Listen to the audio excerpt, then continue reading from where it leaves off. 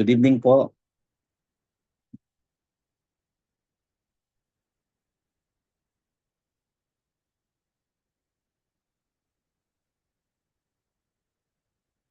Good evening po sa Alayaw Community Church.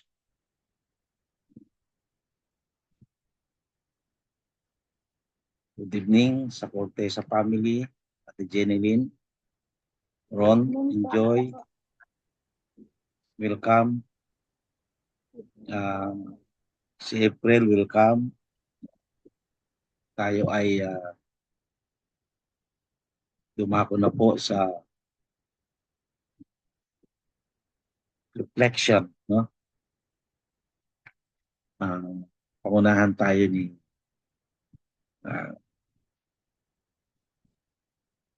Pastoron sa panalangin, prayer.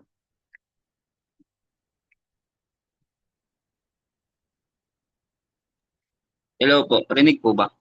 Oo, malakas. Ayun. So, let's pray po. Our Father in heaven, Creator of heaven and earth, you're above all things, O God. Pinupuri, dinadakila ka namin, aming Panginoon. We glorify your name, O God, sa aming Panginoong Jesus. Thank you po. Thank you po sa inyong sinless sacrifice for us, our Lord God. Walang makakapantay sa inyong ginawa at walang makakagawa ng anong ang inyong nagawa sa mundong ito, O Lord God.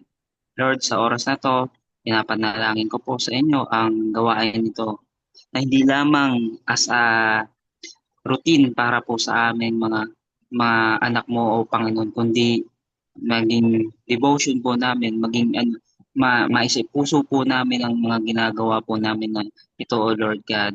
At akin pong itinataas ang buhay ng bawat isang kapatid ko Yes. po, O Lord God, na naririto, na patuloy niyo po silang i-bless, O Lord God, from their physical, O God, hanggang sa financial, O God. Ikaw ang siyang Yes. manguna sa kanilang mga plano sa buhay, O Lord God.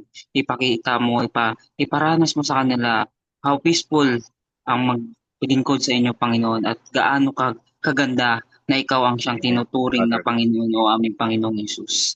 Lord, sa oras na to, itinataas ko po sa inyo, gagamitin niyo pong mensahero sa gabing ito na Yes. itago mo siya sa inyong likuran, O Lord God. Give him knowledge and wisdom, O Lord God, at ipakita mo, iparanas mo sa kanya gaano ka gaganda ang magbahagi ng inyong salita, O Lord God. At sa Father. maaabot nito, ikaw po ang siyang pumukaw sa kanilang puso upang lalo pa po silang mapalapit sa inyo, O Lord God. Lord, para sa to, tinataas ko po sa inyo lahat ng papurit pasasalamat sa inyong pangalan lamang, aming Panginoong Jesus. Amen. Amen. Praise God. Okay. Purin po ang Panginoon at tayo ay nakatapos na ng eleksyon, no? Sa senador na ating binoto, 6 lang ang lumabas. No? Ayaw ko po sa inyo, no, sa bawat isa. Okay? At lahat naman po yan ay permitted ng Panginoon, no? Kasi siya po yung may likha ng lahat ng authority sa mundo, whether it is good or bad, control pa rin po ng Panginoon ang lahat. Kaya nga sa lahat ng mga inconvent, from national to local, we need to submit and we need to pray. Yan po ang rule ng church, to pray and to submit to the authority, no? Kung may authority na sinasubmitan natin sa civil authority, lalo pa kaya sa church authority, no? Dahil ang church po ang extension ng kingdom of God on earth, no? Yun diyan po ini-exercise ni God ang kanyang basileia. Ibig sabihin po ng basileia, ito po yung kingdom of God. The rule of God is exercises in the church, and the rule of the king, no, ay nare-realize po sa church hanggang sa second coming. no? So, tandaan natin, ang second coming ay continuation ng paghahari ng Diyos.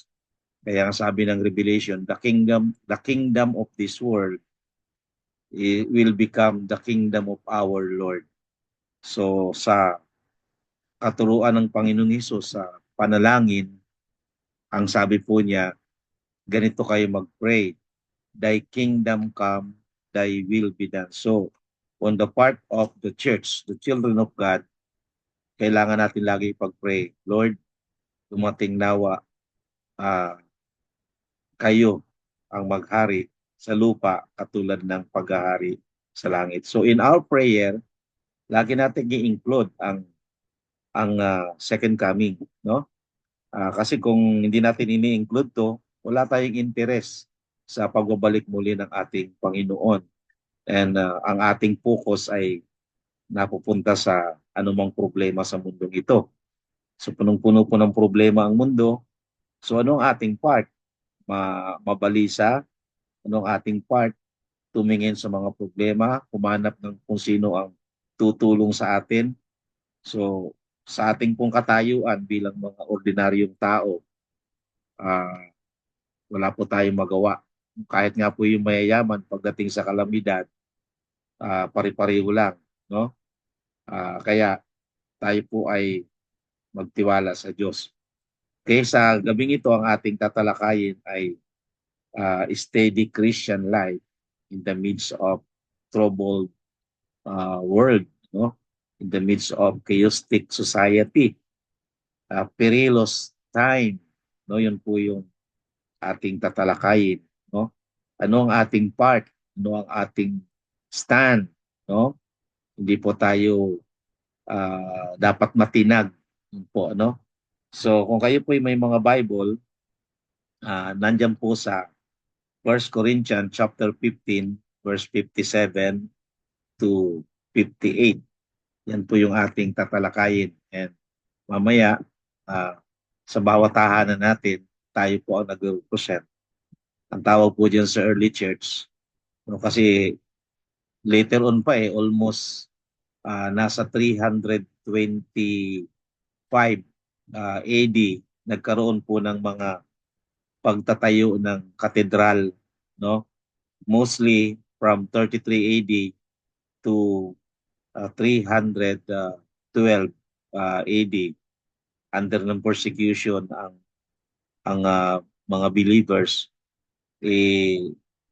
bawat tahanan po ang pagtitipon. Ang tawag po diyan sa Greek ay oikos ecclesia, o the house church ang tawag po ron, the house church. Kaya isang napakalaking realization na even ang Catholic Church, ang focus po nila ay family. No, until now, historically, theologically, pinangunahan po yan ng Catholic Church kasi galing po sila sa Christian society. Nagkaroon lang po ng separation ang Roman Catholic Church noong 383 AD, no? Tandaan po niyo yan. Kaya ang aking pong pag-aaral, no, nung ako po'y napunta sa Korea, by the grace of God, walang contribution kahit singkunduling on my part, pero pinag-aral po ako at yun po ang aking priority, yung history of Christianity. Kaya natutuwa po ako, nagalak na talagang yan po ang aking advokasya, na dito po sa Pilipinas siguro mga wala pa pong 70% ang naiintindihan po ng ating pong Christian society sa Pilipinas.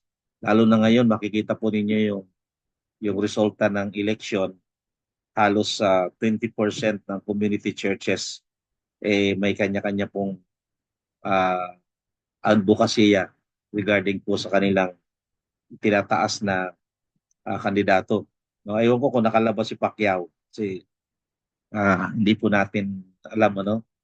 Pero ganun pa man, in-exercise po natin ang ating right, karapatan bilang mamamayan ng ating bansa. Kaya ako po hindi po ako nag-i-endorso ng kandidato. Hindi po ako nagdidikta kung sino ang iboboto kasi that is our that is our personal conviction na alam ko na ang Panginoon din po ang may gabay kung ano po ang ating desisyon, no? Sa ating pong bansa because God shared to us His sovereignty. Tandaan natin ano? Kaya pinag-aralan na natin ang sovereignty of God but He shared to us His sovereignty. Ano po ibig sabihin nito? Yung ating pamamahala sa bayan, sa bansa, lalo na sa Pilipinas na democracy, the Constitution of the Philippines, ano yung the sovereign people, we the sovereign people imploring the divine providence. So it means we have the sovereignty of our Constitution kahit hindi po tayong author niyan. Pero ang author po niyan ay kumakatawan po ang lahat ng mamamayan ng Pilipinas. Kaya uh, kaya kapag may dinidemanda o nililitis, people of the Philippine versus so and so, yun po. Hindi naman tayo sangkot doon hindi naman tayo nag-akusa doon, but dinadamay tayo. Ganyan din po ang salita ng Diyos. No? The Word of God, ang author po niyan ay ang Diyos. At sabihin natin may salita diyan si Satanas o si Peter o si Paul. Uh, it does not matter because the Bible is inspired by the Holy Spirit. May authority ito that God is speaking to us. Okay? Kaya mga uh, kapwa ko manggagawa ng Panginoon, ito po yung aking isi-share sa gabing ito. Okay?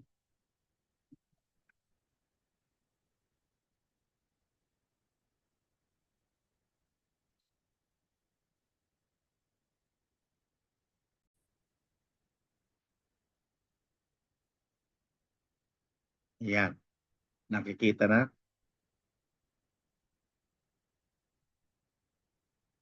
Steady Christian life o yung maging matatag po tayo sa panahon natin ngayon, no?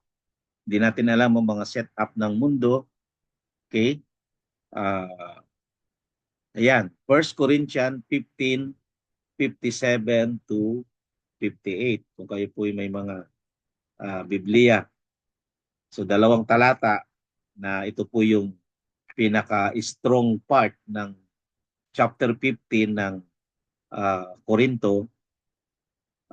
Ito po ay summary ng uh, ng uh, ng proof o pruweba ng ating Panginoong Hesus ay nabuhay na maguli. Kaya sinasabi rito ni Apostle Paul na huwag tayong mawala ng pag-asa. Okay? So, babasahin ko po. Datapwat salamat sa Diyos na nagbibigay sa atin ng pagtatagumpay sa pamamagitan ng ating Panginoong Hesus Kristo. So, sino po yung nagbibigay ng tagumpay?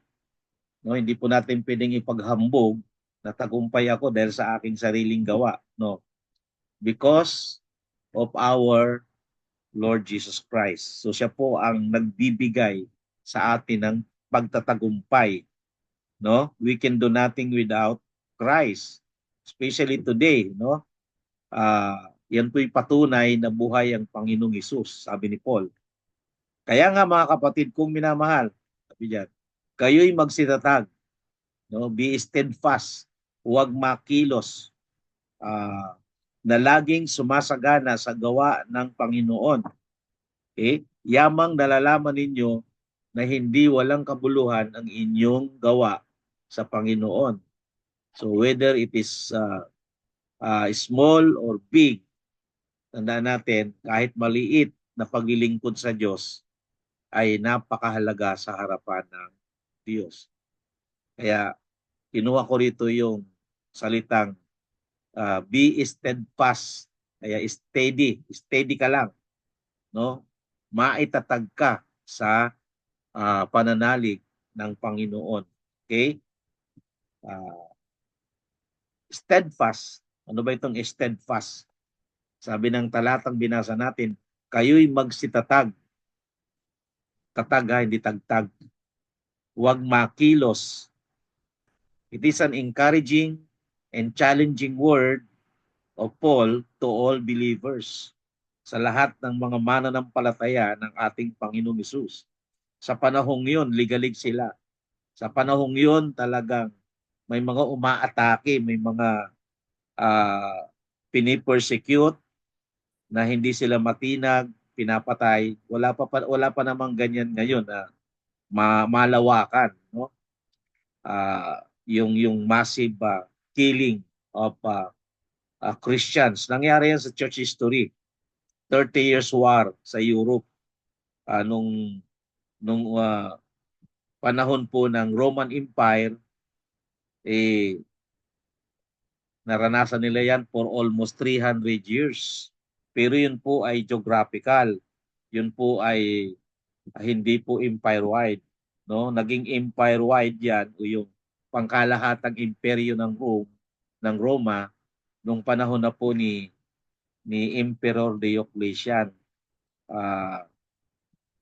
At ang pumalit po ay si Emperor Constantine na na-convert sa Christianity. Pero tingnan po ninyo ang persecution na nangyayari sa Christianismo noon since 33 AD.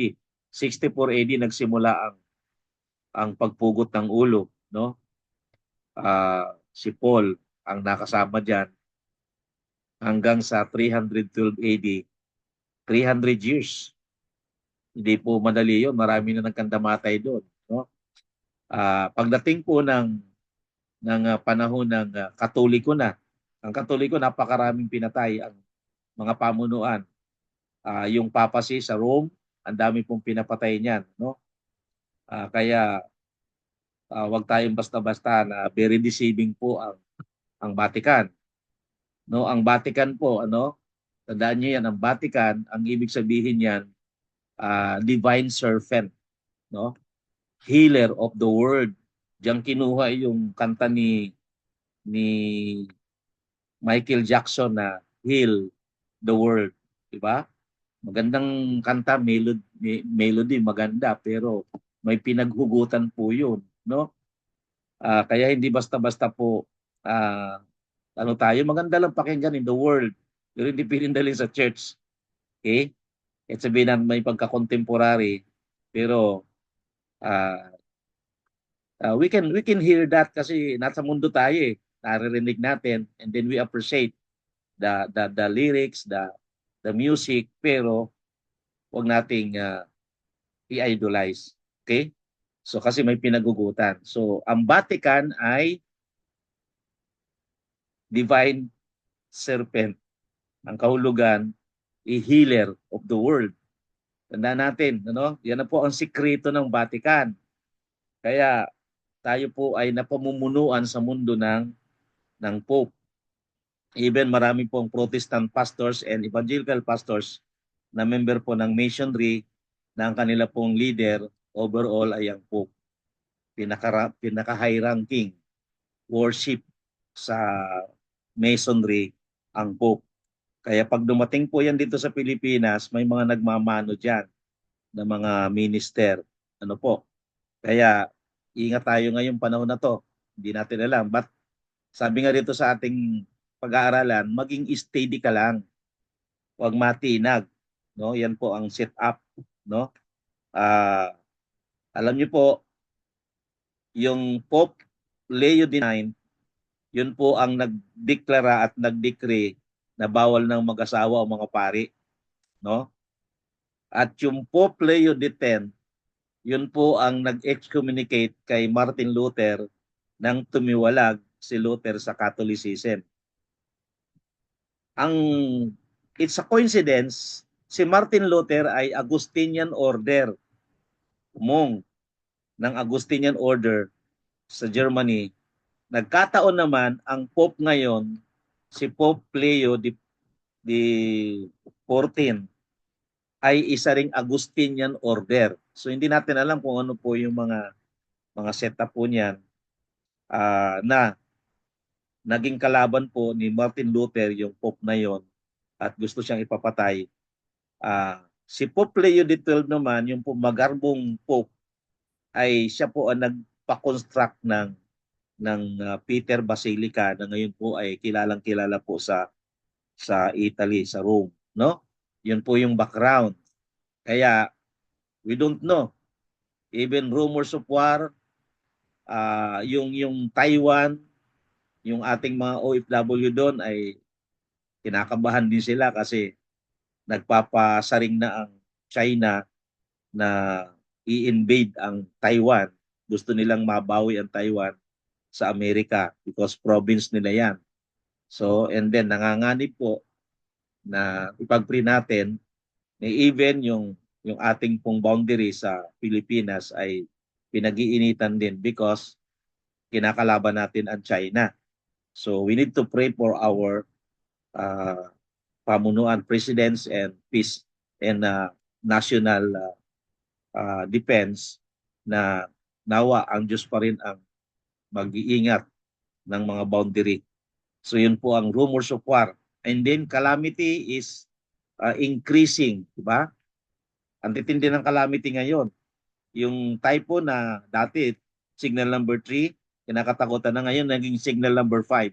So mayroong puwersa na dagdag, lalo na po sa dagdag ng teknolohiya na tinatawag nilang XRRP na siyang kumikilos at binibigyan din ng dagdag na kalamidad yung mundo natin.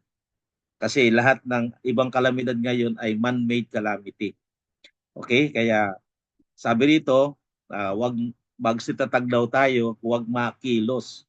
Noong pa yun pero until now, lalo na. No? Sabi rito, it is an encouraging and challenging word of Paul to all believers. Until now, yun po yung timeless truth dito. No? Na until now, mayroon talagang danger, perilous time. Yun po sabi ng Bible. Steady Christian life has a triple L. Ito po ang panindigan natin, ito po yung sa puso natin. As long as we are alive and praying to God, yun po yung ating talagang kalasag o intensified weapons sa panahon natin ngayon. No? A living Christ in a living Christian is a living sermon. Sabi po ng Bible, mawawala lahat ang salita ng Diyos, yung hindi na nila mababasa, hahanapin na nila. Although hindi mapaparam yan, hindi mawawala. But mawawala yan, hahanapin ng tao ngayon yan because of mga Christian, mga mangangaral. Talagang hindi na po yan makikita, sabi ni Amos. They will seek for the preacher pero wala na silang makita. Ano po ibig sabihin nito? No? Sa ngayon, napapalitan na po ng mga iba-ibang pamalit, no? Wala na pong bisa minsan ang salita ng Diyos. Hindi na pinapakinggan. Naghahanap na lang ng mga magagandang mensahe para sa kanilang gusto, no? Tandaan natin, ang the best sermon sa panahon natin ngayon ay ang mga mananampalataya. A living Christ in a living Christian is a living sermon. Paano natin may papakita si Lord kung hindi makikita sa ating buhay? So we are the image of the invisible Christ. Una, living relationship with Christ. Triple L to living relationship with Christ. Ano ba itong living relationship with Christ? Para hindi raw po tayo matinag, hindi tayo mangamba, no? Maging steadfast tayo. Okay? Ano itong living relationship with Christ? Okay? A living life, living a life to the fullest. Ito yung sinabi ni Paul sa Galatians 2:20. Ano sabi niya? I am crucified with Christ. Nevertheless, I live, yet not I, but Christ liveth in me. And the life which I now live in the flesh, I live by the faith of the Son of God, who loved me and gave Himself for me. Tingnan niyo yung patotoo ni Paul. Sabi niya, I am crucified with Christ. Sa history, hindi naman po ipinako si Paul. Pero he used that term as a metaphor, no, na mayroon siyang mga sinuko kay Jesus. Ang ibig sabihin nito, nakipag-isa ako kay Kristo. Yun po ang ibig sabihin nun. So, I am crucified with Christ. Yun po yung kanyang uh, term na ginamit. So ano ba yung mga ipinako na kasama ni Kristo? Pag binasa niyo yung Galatians 6:14, ang buong mundo ay ipinako kung kasama ni Kristo. So wala na yung puso niya sa mundo, although he is living in the world, pero he is living worthy of the gospel of Christ. Yun po ang ibig sabihin ni Paul, no? Even my religion, my own religion, that I am the strict Pharisees, among the Pharisees, sabi niya uh, sa Philippians chapter 3, sabi niya sa verse 8, I count all things lost to gain Christ. So lahat ng credential niya, dumilang ang tingin niya para mapanalunan niya ang Panginoong Hesus. Kaya sabi niya rito, I now live in the flesh. I live by the faith of the Son of God. I live by the faith of the Son of God. Ang term sa literal translation, ipinamumuhay ko ang pananampalataya ng anak ng Diyos. Yan po ang term na ginamit, no? Sa original, yung faith of God ang term na ginamit ni Jesus. You can move mountain to the ocean. Paano natin mapagtatagumpayan ang lahat ng mga problema sa mundong ito as believers of Christ kung wala itong faith of Jesus Christ, faith of the Son of God? Sabi nga sa Galatians chapter 2 verse 16, we are justified, pinawalang sala tayo because of the faith of Jesus Christ. Ang pananampalataya ng Panginoong Hesus. Bakit faith of Jesus Christ? Kapatid, talagang naniwala sa iyo, nagtiwala sa iyo ang Panginoong Hesus. Kaya ka binigyan ng gift of faith from God, no? Kaya nga yan po yung nagbigay sa atin ng motivation o ng enablement so that we could receive Jesus Christ para tanggapin mo at paglingkuran mo ang ating Panginoong Hesus. Who loved me, sabi ni Paul, who loved me and gave Himself for me. So yan po ang testimony, no? Sa atin kaya, ano ba yung mga na-crucified na sa atin kasama ni Kristo? No, ito po yung buhay na nakipag-isa kay Kristo. Yung buhay na nakipag-isa kay Kristo, sinabi rin ni Paul sa 2 Corinthians 5:17, ito yung buhay na binagong buhay. Ito yung mga lumang bagay lumipas na, ito na yung binagong buhay, no? At pag binasa mo yung 2 Corinthians 5:18, it is the work of God. It is because of God. God caused us to be generated. Nagbago tayo because of the regeneration by the Holy Spirit. Napakahalaga nito, ano? Living a life to the fullest. Bakit? Wala tayong rason na tumigil, wala tayong rason na wala na tayong magawa. But God is working in us. Kita mo, nakaka-achieve ang Diyos sa atin.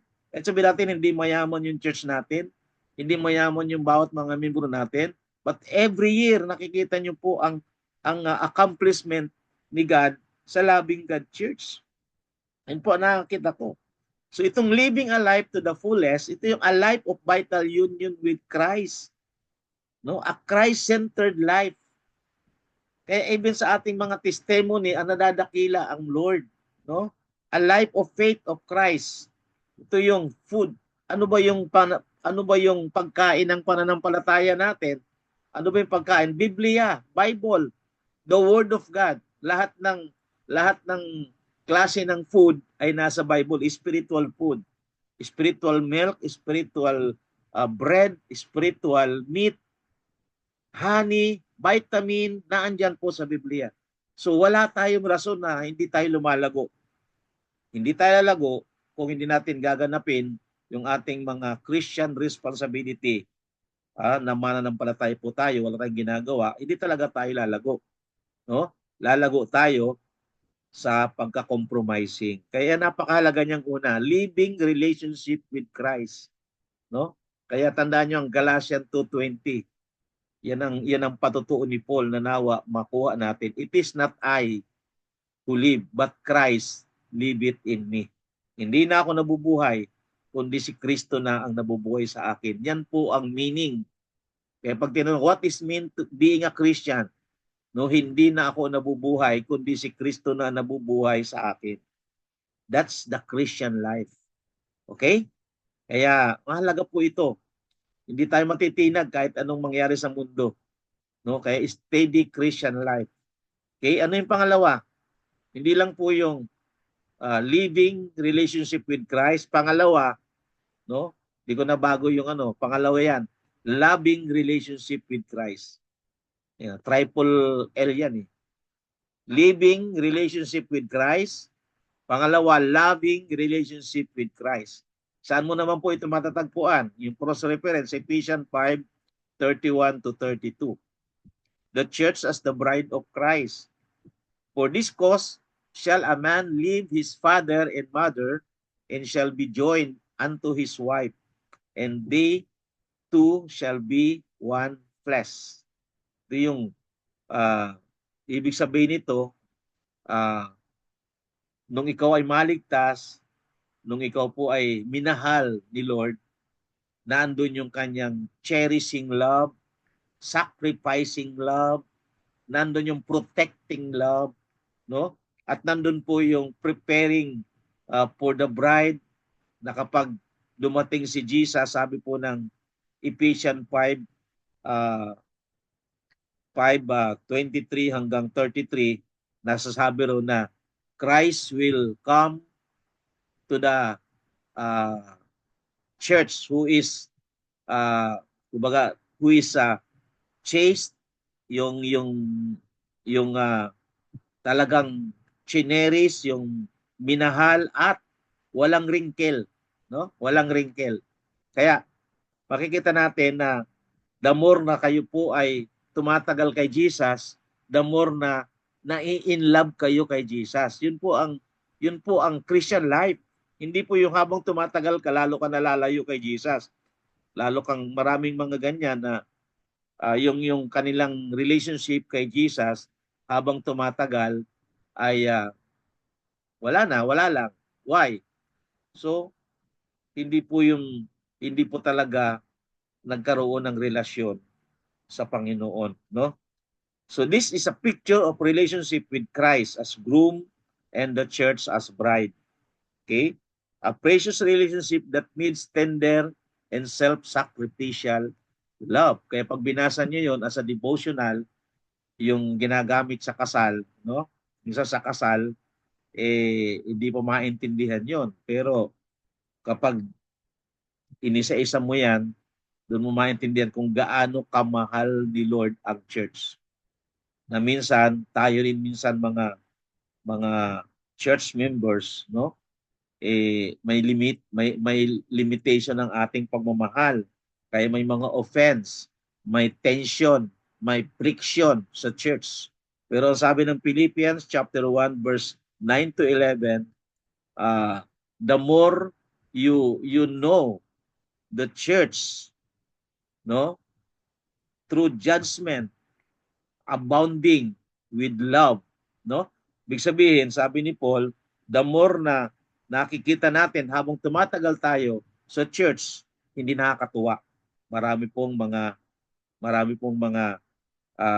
tension, no? Diyan pinapakita na ang Panginoon personally, siya po yung nag-aayos, hindi natin alam, siya yung nag-aayos. Ang role natin bilang mga church leaders, church members, is to pray for one another. No?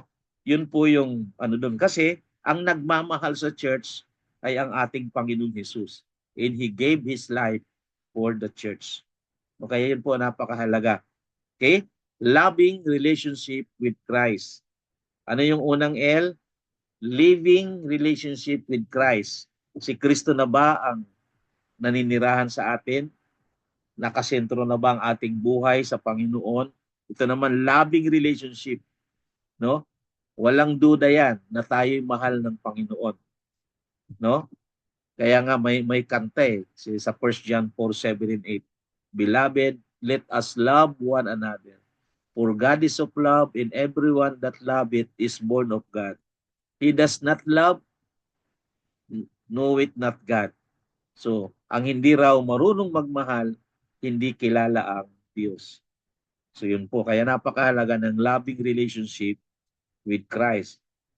Pangatlo na, lasting relationship with Christ.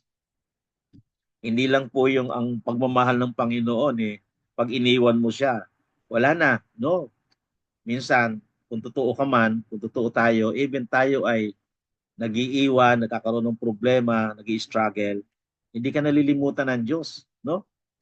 Nakita niyo po yung pinapalayas na ni Sarah si Hagar dahil sa kanyang pagkakamali na siya naman ang nag-provoke na sipingan ni Abraham ay nung ma-pregnant, pinapalayas na, no? Pero ang Diyos nakakakita, doon po yung revelation ng El Roi sa wilderness ng nakita po ng Diyos at sinabi ni Hagar na God is El Roi. Ibig sabihin, nakikita yung ating affliction, nakikita yung ating problema, nakikita yung ating mga kabalisahan, pag-aalala, future, but God is there at nagsalita na ikaw ay umuwi dahil yan ay anak din ni Abraham. No? Nandun yung protection, provision, and presence of God in the life of believer. So, tandaan natin, napakahalaga nito. Sabi nga ng Hebrew 12:2, looking unto Jesus, the author and finisher of our faith, who for the joy that was set before him endured the cross, despising the shame, and is set down at the right hand of the throne of God. Tingnan po ninyo ito, no? Si Jesus, siya po yung author ng ating pananampalataya. Kaya nga, sabi ni Paul sa Ephesians 2:8 and 9, we are saved by grace through faith. It is the gift of God. No? Si Jesus ang author ng ating pananampalataya. At siya rin ang magsasakdal nito. Ibig sabihin, hanggang sa maturity at hanggang sa pagdating ng Panginoon o pagkita natin sa mukhaan ng Diyos, siya pa rin po ang finish line, assembling of faith, ang ating Panginoong Jesus. So hindi po pagalingan at hindi po pabilisan ng takbuhin natin sa pananampalataya, but ito po'y katapatan, no? Katapatan, commitment, love for the Lord, passion for others, no? To serve, no? Kaya yun po yung ating tinitingnan kahit ikaw na siguro ang panghuli na nakarating sa finish line, still the arm of God is open wide to embrace you, no? Yun po nakikita ko No, kaya nga kapag ini-imagine mo yung mga bagay na yan, yun po ang hangganan natin wala namang iba, no? Yun po. Kaya nga tandaan natin napakahalaga ito. Sabi nga dito, yung bago pa natin ito makita, no, at panampalatayanan, sinabi dito nung may akda, sabi dito, who for the joy that was set before him. Ano yung joy na yon, no? Yung nakikita niya yung joy among the sinners, yung isasakripisyo niya, yung i-endure niya sa krus, pero kagalakan yung nadarama niya Totoong tao si Lord Totoo, he's a man. No? na nakita niya hindi siya umatras, hindi siya tumalikod sa kanyang mission na iligtas siya tayo. Kaya nakita pa niya yung joy, kahit sabihin natin matindi, no? Despising the shame, kahit kahihiyan. And then at the end of the day, panalo pa rin siya. And he sat down at the right hand on the throne of God. Pinapakita rito na tayong mga dumadaan sa ganyang mga pagsubok. Tingnan natin si Jesus. Tingnan natin si Jesus. At the end of the day, panalo ka pa rin, kapatid. No? Dahil ang ating uh, Savior, ang ating Lord, no, ay nasa kanya na ang lahat ng authority. Nakaupo na siya, no, sa throne of God. Kaya napakahalaga nito. A steady Christian keep their eyes on Jesus to live effectively. Suffering is the training ground for their maturity. Without suffering, without trials, without struggles in our spiritual life, hindi tayo lalago, no? Sa pag-aaral, starting kinder hanggang college, hindi nawawalang exam. Pero yan po ay according to what is your situation. Hindi naman pipiding high school ka, bibigyan ka ng pang-kinder na examination. So, according do sa situation, gusto ng Diyos na ikaw ay umangat, mamatured, hanggang sa maabot po natin yung finish line ng ating pananampalataya. Okay po, kaya napakahalaga nito. Steady Christian life, una, living relationship with Christ. So yan po yung napakahalaga. It is not I who live in me, but Christ live it in me. The Christ-centered life. Pangalawa, loving relationship with Christ. Okay? Ito yung tandaan natin, kahit sabihin natin may mga shortcomings tayo, may mga failures tayo, no? Still, Christ is looking forward to see us as bride, no? The church as bride of Christ. Hindi tayo kahihiya sa kanyang ama. No, he's coming for us. He's coming for the bride, no? Yung loving relationship, hindi po nagbabago ang pagmamahal ng Panginoon. No, at yung pangatlo, lasting relationship with Christ. No, hindi po 'yan nagwawakas, no? Sabi dito, Christ is our assembling of faith. Siya po ang finish line. Okay? Our part is commitment to the faithful God who called us. Commitment means to follow God fully and to serve God faithfully. Okay? Are we doing this in our life, in our Christian life? Tandaan natin, hindi tayo talo, sabi ni Paul. Hindi tayo talo. No? Be steadfast as a Christian, unmovable, steady ka lang, sabi ni Paul. Kahit maliit o malaking paglilingkod, hindi yan nalilimutan ng Diyos. It is not in vain because God is the one who called us to Himself. Okay? So, mayroon ba tayong reflection bago po tayo mag-pray regarding po sa ating sharing? Okay?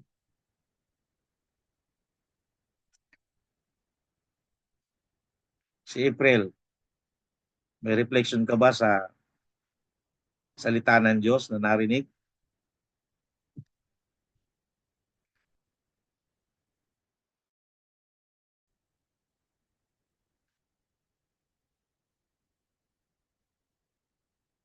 Nandyan pa ba kayo? Ate Jeneline, ano po yung nagrema sa atin sa message?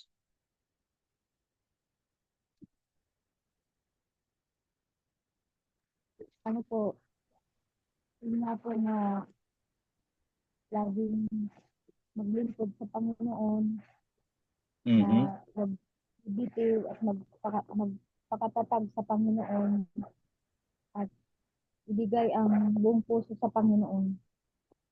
Bagamat trabaho po, ako din po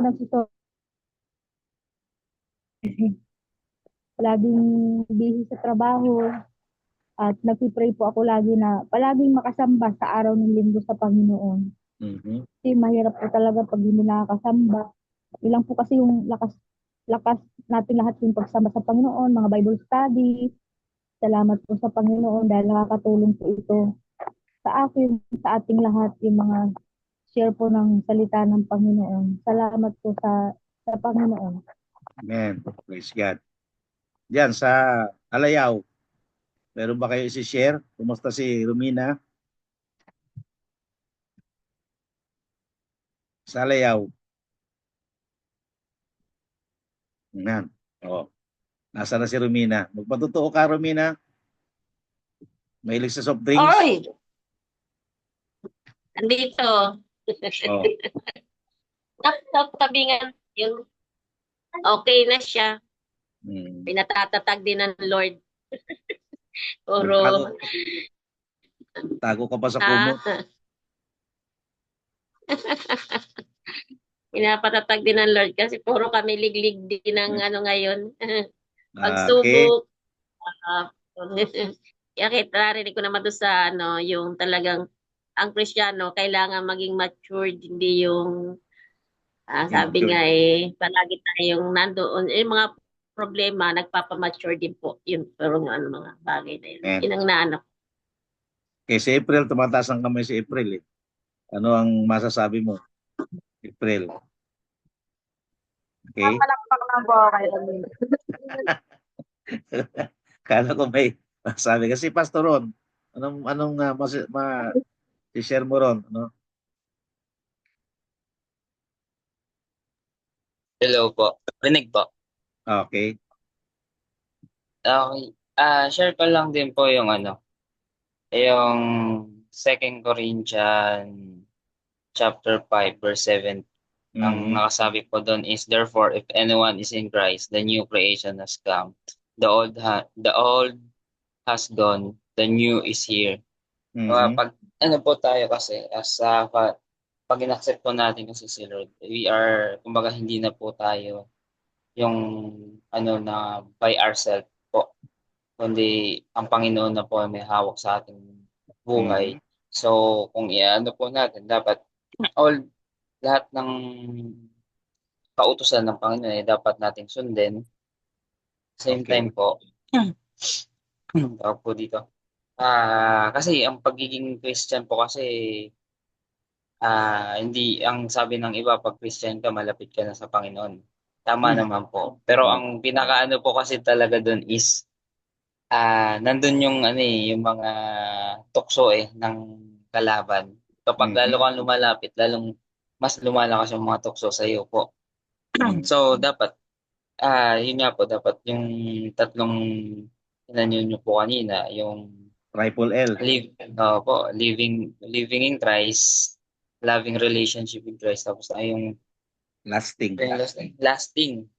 So dapat yun po ang pinangahawakan po natin. Mhm. Kasi kung once na hindi po natin hawak yung mga yun, madali po tayong matutokso. Lalong-lalo na po nandito tayo sa mundong ito na kung saan punong-puno po ng mga mundong bagay po. Same Okay. time po, dapat as Christian, makikita po sa ating buhay na tayo ay isang Kristiyanong tunay po. Yun lang po. Okay. Praise God. O dyan sa bahay ni Lumti, mayroong mag-share?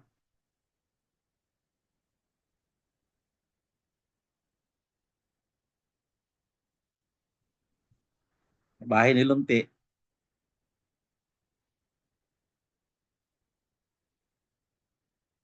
Wala.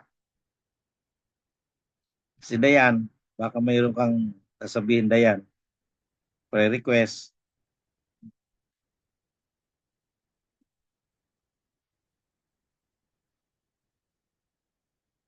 Wala din. Okay. So tayo ay mananalangin na sa Panginoon. So hindi rin nakarating yung sa Kingsway. Ah, ito yung bigyan natin ng pansin kasi ang nakita ko yung ah, yung online, ang pinapalakas nito, if ever na maunawaan natin, kaya habang minimeditate ko, pinagpipray ko kay Lord, yung oikos ecclesia, na bumabalik tayo sa early Christianity, na wala pang internet, wala pang ano, pero mga bahay-bahay po ang kanilang fellowship.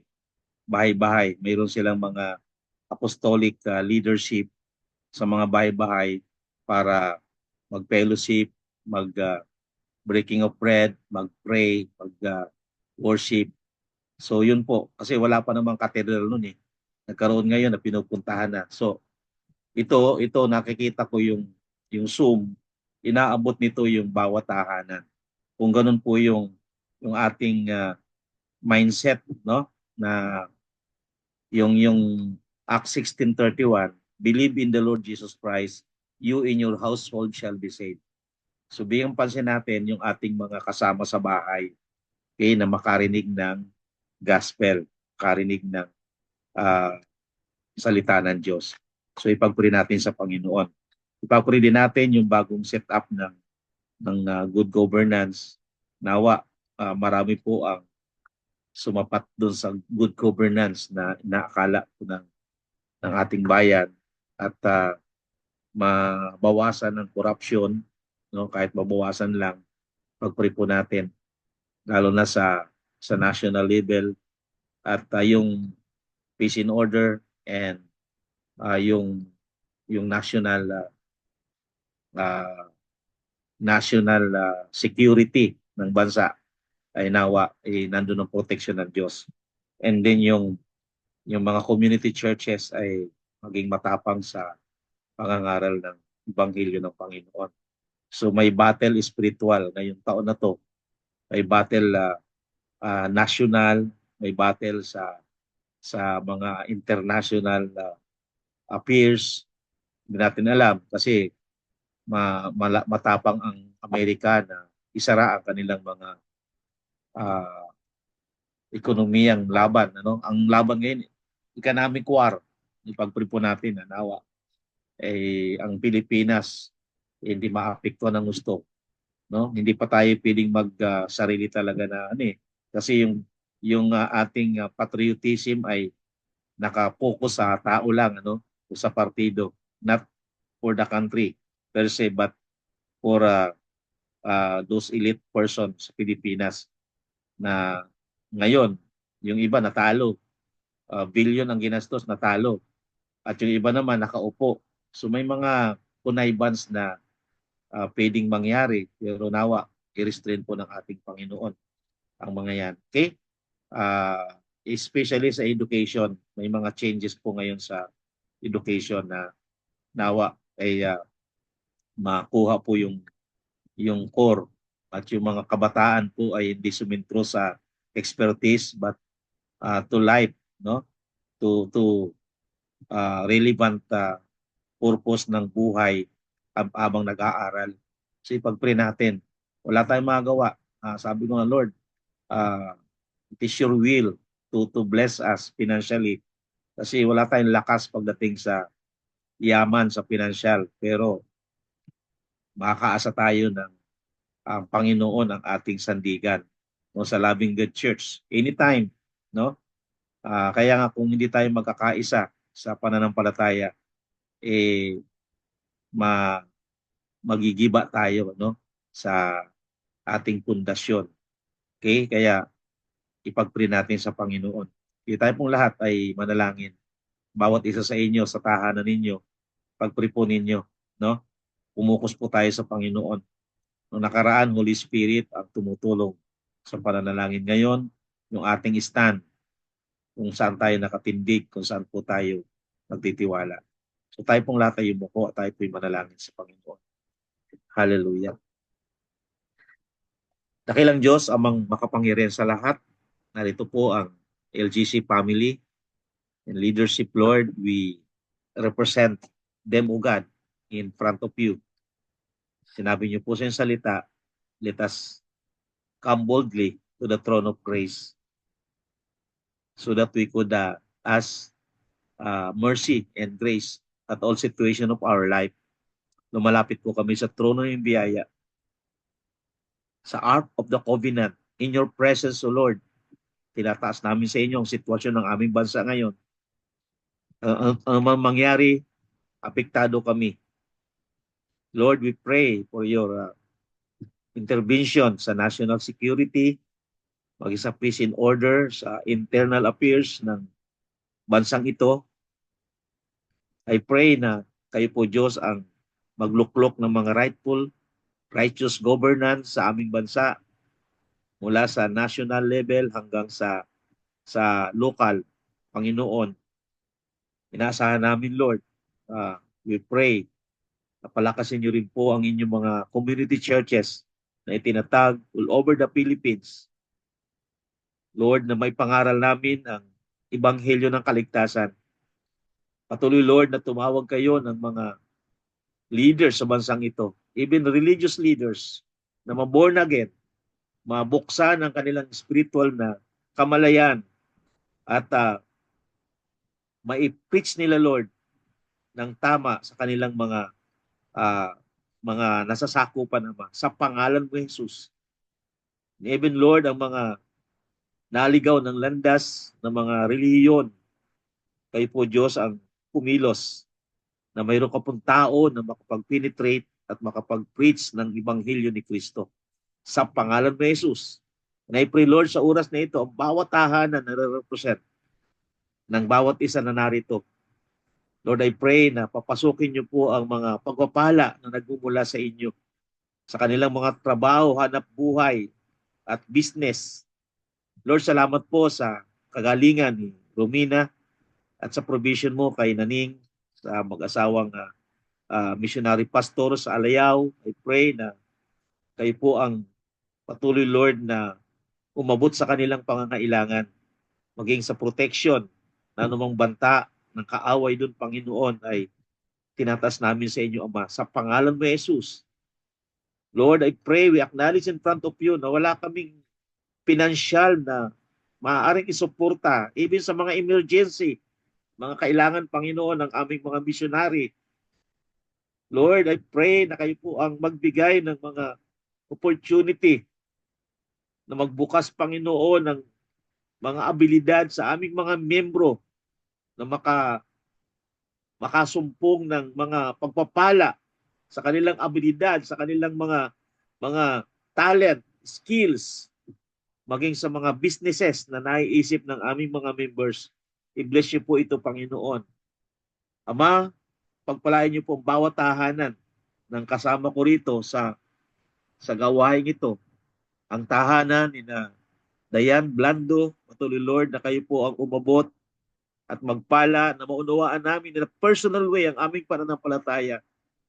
Lord, maunawaan namin, Panginoon, ang iyong kabutihan. Father God, maging ang pag-aaral ni Dayan, patuloy mong gabayan, Panginoon. Sa pangalan ni Jesus, ng iyong pag-iingat sa kanyang buhay, sa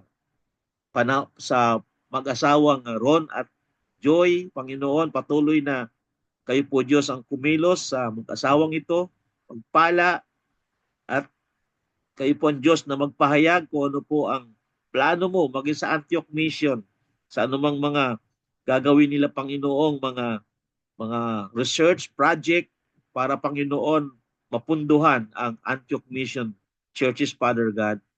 Lord, I pray na kayo po, Diyos, ang mag-ingat sa mag-asawang ito sa araw-araw ng kanilang pagmumotorsiklo, Panginoon. Ganoon din, Panginoon, sa buhay ni April, sa kanyang pag-aaral at pagtatapos, Panginoon, na nawa magkaroon kaagad ng trabaho ang kabataan ito, Panginoon.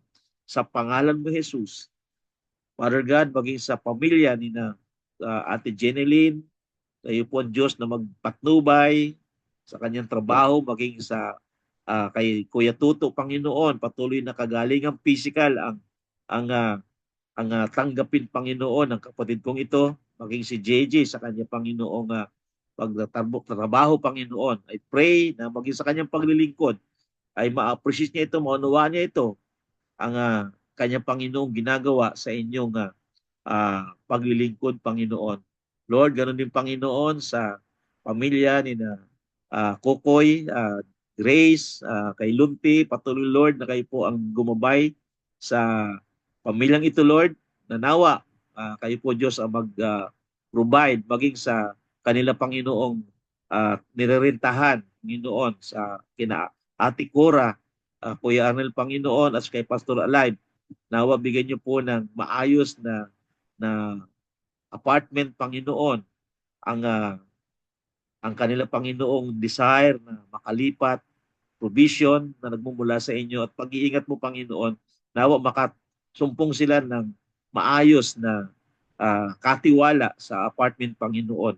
Sa pangalan mo, Jesus, salamat po hanggang sa magkaroon sila ng sariling tahanan, Panginoon. Ganon din, Panginoon, sina Joy at Rodiban, Panginoon. Lord, I pray ang iyong provision na kayo po Diyos ang magpala sa mag-asawang ito. Ganoon din, Panginoon, kay Sister Lani Mansuhito, Panginoon, na kailangan na niya na magkaroon ng ibang matitirhan. Father God, I pray na kayo po mag-provide at magdala sa tamang apartment na malilipatan po para hindi maapektuhan ang kanyang paglilingkod sa inyo, Panginoon. Ang mga problema sa kanyang tahanan po ay malutas. Salamat po, Ama, sa lahat ng pagpapala mo na ginagawa mo, Panginoon, sa inyong mga anak. Salamat po, Ama, maging sa Kingsway Fellowship. Salamat po, Diyos, sa provision mo buwan-buwan. Kayo po, Diyos, ang magpala sa mga hinihipo mo para magsuporta sa rental ng gawain yun, Panginoon. Lord, salamat po, Ama, sa lahat ng narito maging sa aming mag-asawa. Tinataas namin sa inyong aming pangangailangan sa monthly rental dito sa bahay at sa mga pangangailangan, Panginoon, sa mga gastusin araw-araw, sa lahat, Panginoon, sa provision mo. Sa inyo namin nilalapit, Ama. Lalong higit ang lahat ng kalusugan ng mga kapatiran namin, Panginoon. Sa bawat tahanan na nirepresent kayo, Lord, kapayapaan at pagpapala na nagmumula sa inyo ang tahanang ito, Panginoon. Salamat po, Ama, sa inyo po ang lahat ng kapurihan. Ito po ang aming dalangin sa pangalan ni Jesus. Amen. Praise God. Hallelujah. Okay? April, tayo ay mag picture taking. Yan. Picture taking. Picture. Okay? Pupunta ka dito sa tabi ko. Para ipag-pray natin ang mga picture na yan. No? Yan. O, si Lunti, tulong na yata. Uy, kapit ka nga dito. Tulong na nga. No? Okay. So, chill.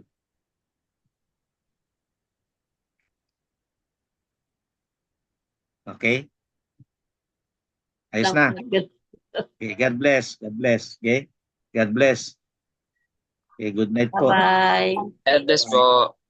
God bless. Okay?